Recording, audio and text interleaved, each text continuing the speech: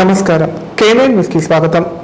వేసవి సెలవులు ముగియడంతో పాఠశాలలు నేటి నుంచి ప్రారంభమయ్యాయి. దాదాపు 50 రోజుల అనంతరం విద్యార్థులు బడిబాట పట్టారు. ఆటపాటలు షికార్లతో గడిపిన విద్యార్థులు ఇక పుస్తకాలతో కుస్తీ పట్టాల్సిందే. కాగా ప్రభుత్వం కల్పించే వసతులు, బోధన, గతేడాది వచ్చిన ఫలితాలను తల్లిదండ్రులకు వివరిస్తూ పిల్లలను పాఠశాలలో చేర్పించేలా అధికారులు బడిబాట నిర్వహిస్తున్నారు. వేసవి సెలవుల అనంతరం గురువారం నుంచి పాఠశాలలు పునః ప్రారంభమయ్యాయి.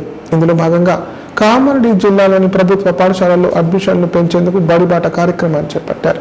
ప్రభుత్వ పాఠశాలల్లో విద్యార్థులను చేర్పించాలని బ్యానర్లు, కరపత్రాల ద్వారా ప్రభుత్వ ఉపాధ్యాయులు, విద్యాశాఖ అధికారులు జిల్లా వ్యాప్తంగా ప్రచారం నిర్వహించారు. ప్రభుత్వ పాఠశాలల్లో చేర్పించడం ద్వారా జరిగే ప్రయోజనాలను తల్లిదండ్రులకు వివరించారు. మధ్యాహ్న భోజనం, ఉచిత పాఠ్య పుస్తకాలు, నోటు పుస్తకాలు, యూనిఫామ్తో పాటు నాణ్యమైన విద్యా బోధన ఉంటుందని ప్రచారం చేశారు. నేటి నుంచి స్కూలు పునఃప్రారంభం నేపథ్యంలో విద్యార్థులకు గ్రాండ్ వెల్కమ్ చెప్పేందుకు అన్ని ఏర్పాట్లు చేశారు. ముఖ్యంగా ప్రభుత్వ పాఠశాలలు అలంకరించి విద్యార్థులకు స్వాగతం పలుకుతున్నారు. పలు చోట్ల సర్కారు బడిలో అడ్మిషన్లు పెంచేందుకు బడిబాట నిర్వహిస్తున్నారు.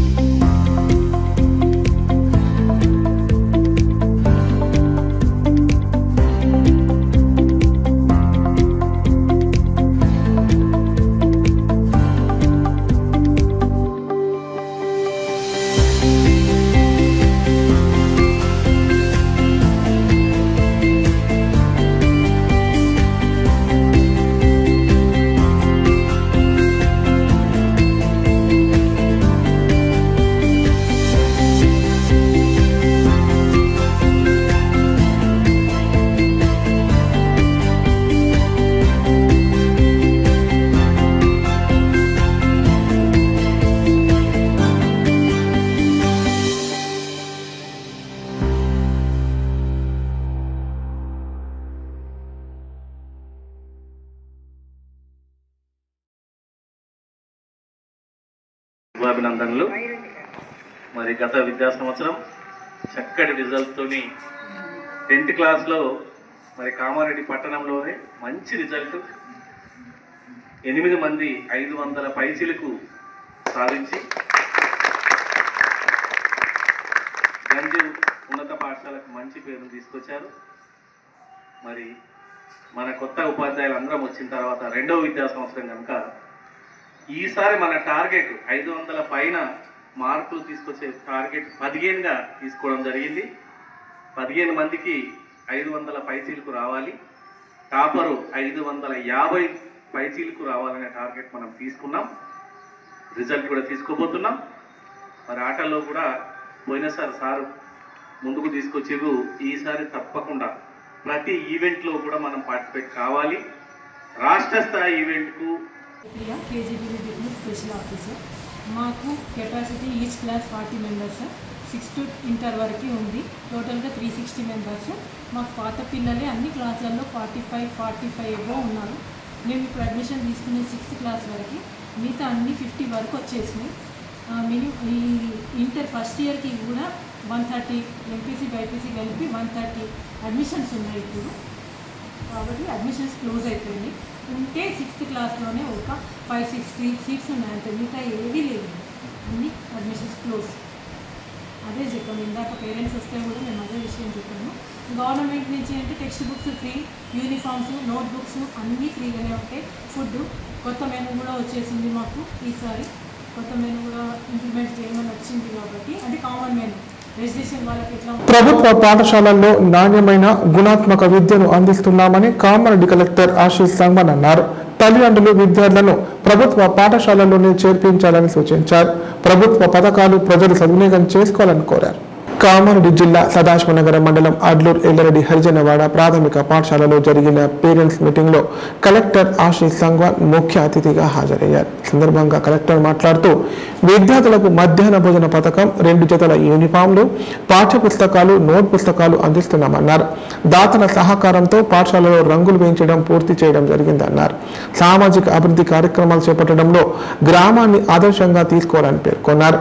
ప్రభుత్వ పథకాలు ప్రజలు సద్వినియోగం చేసుకోవాలని కోరారు. సందర్భంగా ఆయన విద్యార్థులకు యూనిఫామ్స్, పాఠ్య పుస్తకాలు పంపిణీ చేశారు. అలాగే ఉన్నత పాఠశాల, ప్రాథమిక పాఠశాలలో జిల్లా విద్యాశాఖ అధికారి రాజు విద్యార్థులకు ఉచిత యూనిఫామ్లు, పుస్తకాలు అందజేశారు.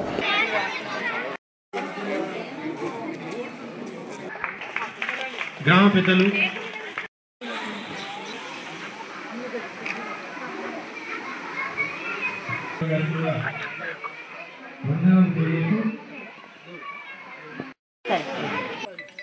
మనం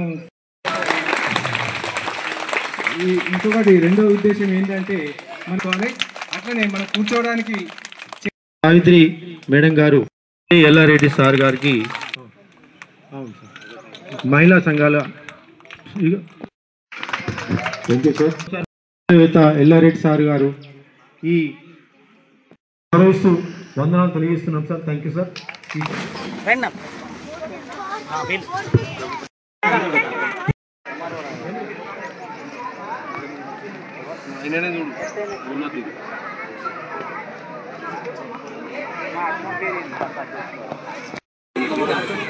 సార్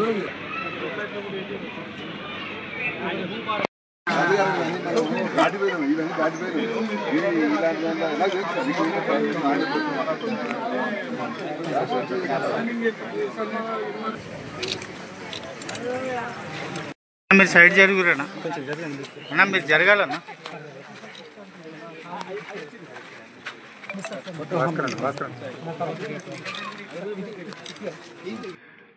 పైడి ఎల్లిరెడ్డి గారు కూడా ఇక్కడ డొనేట్ చేసి పెయింటింగ్ చేపించారు. So my best wishes to him. And Gayatri sugars నుంచి కూడా ఫర్నిచర్ ఇవ్వడం జరిగింది. సో చాలా మంది డోనర్స్ ఇక్కడ కాంట్రిబ్యూట్ చేస్తున్నారు. సో గవర్నమెంట్తో పాటు సోషల్ రెస్పాన్సిబిలిటీ తీసుకొని చాలామంది ఇక్కడ ఈ గ్రామం అభివృద్ధిలో కాంట్రిబ్యూట్ చేస్తున్నారు. So it is a model example. So government ఎఫర్ట్స్తో పాటు సోషల్లీ ఇన్ఫ్లుయెన్షియల్ పర్సన్స్ కూడా కాంట్రిబ్యూట్ చేస్తే ఇంకా అభివృద్ధి ఉండొచ్చు. సో ఇప్పుడు డిఓ గారు చెప్పినట్లు పేరెంట్స్ అండ్ స్టూడెంట్స్ చాలా సంతోషం. మా యాక్చువల్గా ఈ విలేజ్కి నాకు చిన్నప్పటి నుంచి అవినాభావ సంబంధం ఉంది. ఇక్కడే నేను పక్కనే దగ్గర విలేజ్లో పుట్టాను కాబట్టి చిన్నప్పుడు మా రిలేటివ్స్ ఉండేవాళ్ళు. ఈ విలేజ్ అంతా తిరిగేవాడిని. అప్పుడు ఈ స్కూల్ చూసేవాడిని. ఈ మధ్యనే ఇట్లా జపాన్ 25 సంవత్సరాలు ఉండి తిరిగి అట్లీస్ట్ నా పుట్టిన దేశాన్నంతా బాగు చేయకపోయినా నేను పుట్టిన ప్రదేశంలోనే ఏదైనా డెవలప్మెంట్ చేద్దామని రావడం జరిగింది. అట్లాగే 150 విలేజ్లో వాటర్ ప్లాంట్స్ చేయడం జరిగింది. సరే గుళ్ళకైతే లెక్కనే లేదు. అలా కాకుండా ఇంకా గుళ్ళు అంటే కులం కోటి గల్లీ కోటి అడుగుతున్నారు కాబట్టి అట్లీస్ట్ గుడి కాకుండా బడికి ప్రాధాన్యత ఇద్దామనే ఉద్దేశం మీద ఈ మధ్య కొన్ని స్కూళ్ళలో బెంచీలు వేయడం ఇట్లాంటి. ఈ స్కూల్ ముఖ్యంగా ఇది ఎస్సీ కాలనీలో ఊరు బయట పారేసినట్టుగా ఉంది. ఈ పిల్లలు ఎక్కడో పోయి ప్రైవేట్ స్కూల్లో చదువుకోవాలంటే కష్టము. అట్లాగే బస్సులలో పోయి దూరం పంపించడం వలన కొన్ని ప్రమాదాలు ఉంటాయి, ఇబ్బందులు ఉంటాయి. కాబట్టి ఈ స్కూల్కు చాలా అంటే ఉన్న పరిస్థితులను బట్టి చూస్తే విలేజ్ వాళ్ళు డెవలప్ చేసుకొని ఇక్కడ పిల్లలు చదివించుకోగలిగితే మంచిగా అభివృద్ధి చేయడానికి స్కోప్ ఉందని తెలిసింది. సో ఇటుకు వచ్చి చూస్తే ఈ ఒక 15-20 సంవత్సరాల కింద నుంచి పెయింట్ లేదు కాబట్టి ఏదో చాలా చూడడానికి పాతవాడి కూలిపోయే పరిస్థితులు ఉన్నట్టు అనిపించింది. గవర్నమెంట్ వాళ్ళు ఈ మధ్య ఊరుస్తుందని చెప్పి దాన్ని రిపేర్ చేసినారు. కాకపోతే దీన్ని అందంగా తీర్చిద్దామని అంటే సో బిల్డింగ్స్ అవే ముఖ్యం కాదు. మేము కూడా గుడిసెలలో చదువుకొని పైకి వచ్చినాము. కొంతమంది వీధి దీపాలలో తెలుసుకొని వెళ్తున్నారు. అప్పుడు చదివినారు కాబట్టి ఇప్పుడు కూడా పిల్లలు కూడా వీధి దీపాల కింద. రాష్ట్రంలో భూముల లెక్కలు తీయడంతో పాటు గెట్టు పంచాయతీలకు చెక్ పెట్టేందుకు ప్రభుత్వం చేపట్టిన సర్వే పైలట్ గ్రామాల్లో జోరుగా సాగుతోంది. భూభారతి అమలులో భాగంగా డ్రోన్స్ తో పాటు DGPS ద్వారా సర్వే చేసి ప్రతి ఇంచు భూమికి లెక్క తేల్చుతున్నారు. అయితే ఈ సర్వే మరో వారం లోపు పూర్తవుతోందని రెవెన్యూ అధికారులు చెబుతున్నారు. ఉమ్మడి జిల్లా వ్యాప్తంగా భూభారతి రెవెన్యూ సదస్సులు శరవేగంగా కొనసాగుతున్నాయి. గురువారం పలు గ్రామాలలో రెవెన్యూ సిబ్బంది బృందాలుగా ఏర్పడి భూభారతి రెవెన్యూ సదస్సులు నిర్వహిస్తున్నారు. ఈ సందర్భంగా రెవెన్యూ అధికారులు మాట్లాడుతూ గ్రామాలలో భూభారతి సదస్సులో సమస్యలను పరిష్కరించుకునేందుకు రైతులు రాతపూర్వకంగా దరఖాస్తులను పెట్టుకోవాలని సూచించారు. భూమిగత సమస్యలు, పట్టా పాస్బుక్ సర్వే నంబరు లోపాలు, పాస్బుక్ లో పట్టాదారుని పేరు తప్పుదొరలడం, ఇతర సమస్యలు ఉన్నవారు భూభారతిలో ఫిర్యాదు చేసుకోవచ్చన్నారు. ఇంకేమైనా లోపాలు ఉంటే వాటిని సరిదిద్దుకోవడానికి భూభారతి రెవెన్యూ సదస్సులు చాలా ఉపయోగకరంగా ఉంటుందన్నారు. ఈ అవకాశాన్ని రైతులు సద్వినియోగం చేసుకోవాలని కోరారు.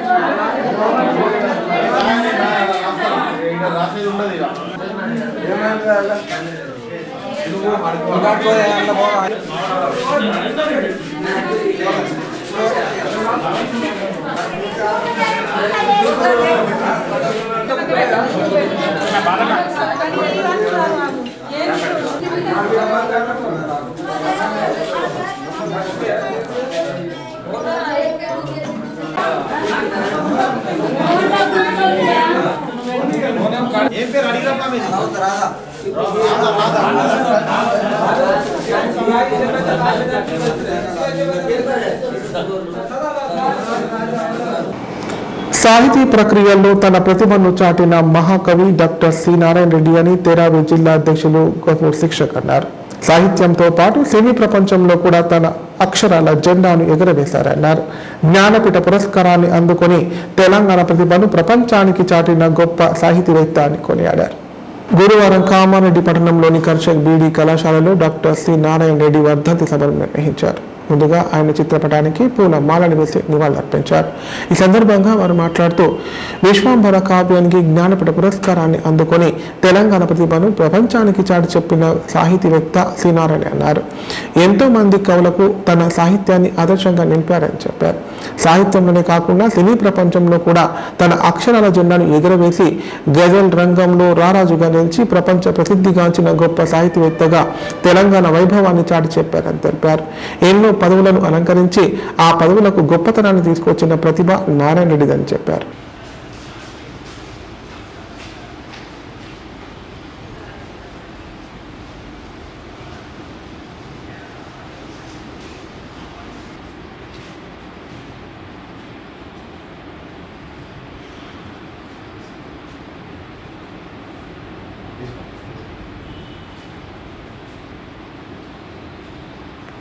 డాక్టర్ సి నారాయణ కిరీటం లాంటి వాడు.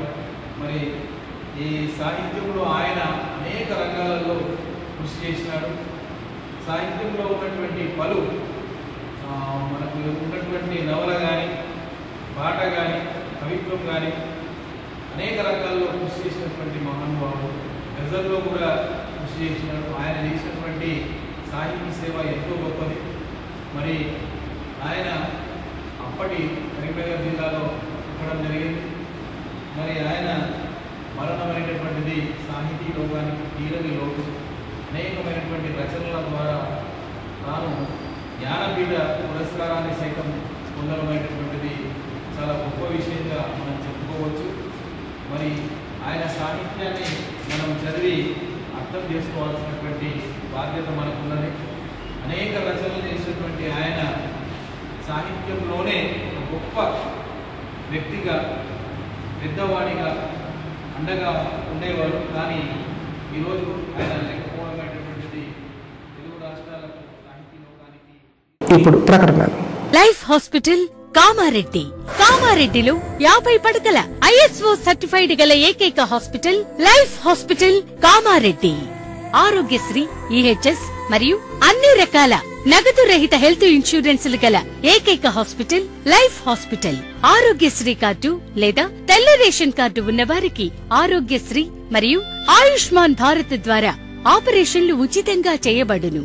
కామారెడ్డిలో కార్పొరేట్ స్థాయి ఖరీదైన వైద్యాన్ని ప్రతి పేద మధ్యతరగతి వారికి అతి తక్కువ ఖర్చుతో వైద్యం చేయబడును. నిజామాబాద్, హైదరాబాద్ వెళ్లవలసిన అవసరం లేకుండా అనుభవజ్ఞులైన వైద్య బృందంచే క్లిష్టమైన ఎముకల ఆపరేషన్లు, ఆర్థోస్కోపిక్, కీహోల్ సర్జరీలు, జాయింట్ రీప్లేస్మెంట్, మోకాళ్ల మార్పిడి, వెన్నుపూస ఆపరేషన్లు మరియు 4 గంటలు అత్యవసర వైద్య సేవలు అందించబడును. మా సదుపాయాలు: అత్యాధునిక operation theatre, laminar OT, ICU, x ray, physiotherapy, DEXA scan, pharmacy సౌకర్యాలు కలవు.